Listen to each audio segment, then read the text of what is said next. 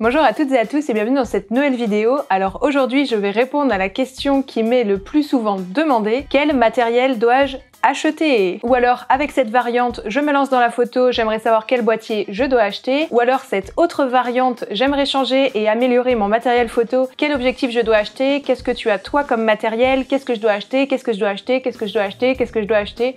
Bref, cette question revient hyper souvent, que ce soit en commentaire sur mes vidéos YouTube, que ce soit en MP sur Instagram ou n'importe où ailleurs, je suis assaillie littéralement par cette question. Alors dans cette vidéo si courte, je vous garantis pas répondre à toutes vos interrogations sur le sujet, mais en tout cas j'espère vous donner un début de réponse. C'est parti!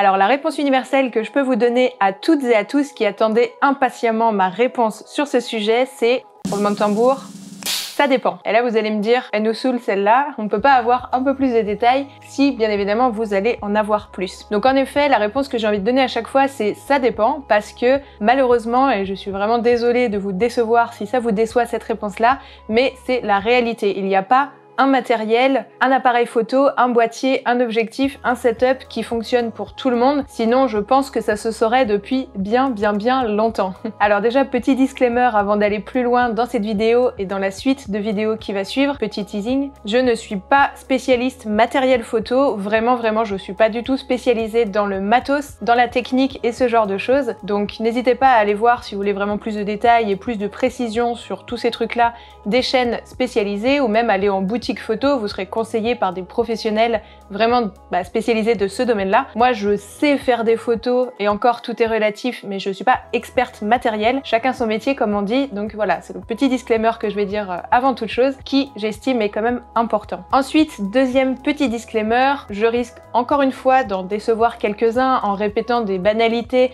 mais qui vraiment sont au cœur du sujet et tellement importantes à répéter puisque cette question revient tout le temps, c'est que ce n'est pas le matériel qui fait le photographe. Tout comme c'est pas le pinceau qui fait le peintre ou c'est pas la farine qui fait le boulanger. J'ai vraiment l'impression de répéter des trucs genre hyper banals, hyper nuls, mais en fait c'est vraiment vrai. Un bon photographe, je suis sûre, vous lui donnez n'importe quel smartphone, il vous fera des photos qui déchirent. Donc c'est pas parce que vous allez acheter le même boîtier, les mêmes objectifs qu'un photographe que vous admirez que vous ferez les mêmes photos que lui. La photo c'est avant tout des idées, une créativité, mais aussi et surtout une lumière qui est maîtrisée de telle ou de telle façon, et du coup ça c'est vraiment à chacun en fait de travailler là-dessus, de travailler sa technique, de travailler ses idées, son originalité, et ça c'est pas un boîtier ou un objectif qui vous donnera la belle photo. Alors troisième point important avant d'entrer un peu plus dans le vif du sujet de la réponse à cette fameuse question, mais pour moi c'est aussi quelque chose de super important à prendre en compte, c'est bien généralement des contraintes que naît la créativité. Et donc c'est souvent quand vous êtes limité par les capacités de votre matériel que ça vous pousse à vous surpasser, à vous développer, à trouver des astuces, des idées, des systèmes D qui vont faire que ça va créer la photo que personne n'aura à part vous. Ça va vous forcer en fait à travailler autrement, à voir les choses autrement parce que vous êtes limité par votre matériel. Et mine de rien, vraiment, il y a des très belles choses qui sont nées de ça. Donc voilà, encore une fois, c'est pas parce que vous êtes limité avec le matériel que vous avez actuellement que ça va vous empêcher de faire des belles photos très créatives, super originales et surtout de vous amuser. Alors enfin, on arrive au point où je vais vous dire que oui, le choix de votre matériel photo est néanmoins très important. En tout cas, ça va beaucoup vous aider et vous débloquer sur certaines contraintes techniques. Contraintes techniques qui, je le rappelle, peuvent au final vous pousser à la créativité, peuvent vous pousser à trouver un milliard d'autres solutions pour pallier à votre problème, mais malgré tout, il y a des fois où avoir du matériel qui correspond à ses besoins, ça va quand même vous faciliter grandement la vie, notamment en prestation où on choisit pas forcément tous les éléments et toutes les conditions de notre shoot. Donc ça reste en effet, je l'avoue, important. Mais, et c'est là où malheureusement je peux pas vous répondre en 5 minutes à toutes et à tous en vous disant achetez tel matériel, vous rencontrerez plus jamais aucun souci technique, parce que c'est complètement faux. Et les soucis techniques en fait que vous allez rencontrer en faisant de la photo, ça va 1000 fois dépendre en fait de votre façon de shooter, de vos goûts, mais aussi du type de photographie que vous allez faire. Un photographe de mariage par exemple va pas du tout avoir les mêmes difficultés techniques rencontrées en presta qu'un photographe animalier, qu'un photographe spécialisé dans la macro, dans la photo culinaire ou n'importe quel autre type de photo ou la photo studio par exemple. Et du coup, il n'y a pas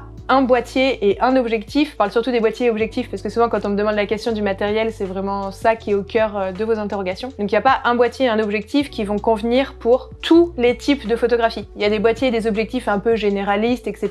Mais en fait, ça va vraiment après être au cas par cas, en fonction du domaine et de votre spécialité en photographie, que vous allez du coup pouvoir plus ou moins débloquer certaines contraintes techniques avec tel type de matériel, tel type de matériel, etc. Du coup, plutôt que vous répondre juste, comme je le disais au tout début de la vidéo, ça dépend, et puis vous laisser dans le flou, on a décidé de faire non pas une vidéo, mais toute une série de vidéos où on va décliner cette fameuse question de quel matériel je dois choisir en fonction des thèmes en fait de photographie dans laquelle vous allez vous spécialiser. Donc par exemple, un photographe de naissance, il va pas avoir les mêmes besoins qu'un photographe de mariage, qui n'aura pas non plus les mêmes besoins qu'un photographe de voyage ou ce genre de choses, en tout cas pas forcément. Donc du coup, on va faire tout un tas de vidéos comme ça, où à chaque fois, ce sera spécialisé et décliné sur un thème. Mais parce que du coup, ça dépend aussi énormément à chaque fois des préférences de chaque photographe et de la façon de shooter de chaque photographe. Et là, vous voyez bien que je vais pas pouvoir vous répondre individuellement à chacun d'entre vous parce que je ne vous connais pas personnellement. Mais pour cela, je me suis dit que ça pouvait être intéressant. Je pense que ça va donner un gros plus en fait à cette série de vidéos.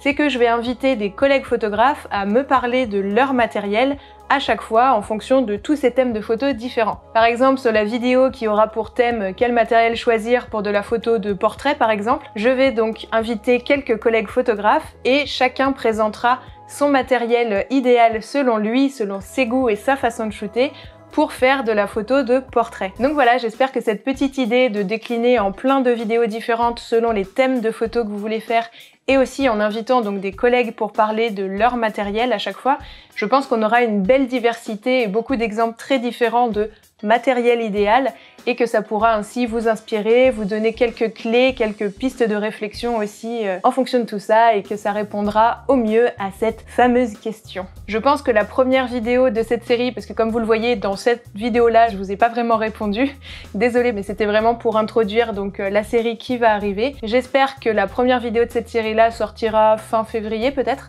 Donc je sais pas encore, ça va dépendre de comment tout ceci va se passer en 2021. Beaucoup encore d'incertitudes et d'imprévus. Bref, donc n'hésitez pas à vous abonner, à activer la cloche, comme ça vous saurez quand il y a une vidéo qui sort en fonction, parce que c'est très aléatoire en ce moment le planning. N'hésitez pas à nous suivre aussi sur nos différents réseaux sociaux. En général, on prévient un peu des sorties des vidéos, etc. Et en attendant, je vous dis à bientôt et bonne photo à toutes et à tous.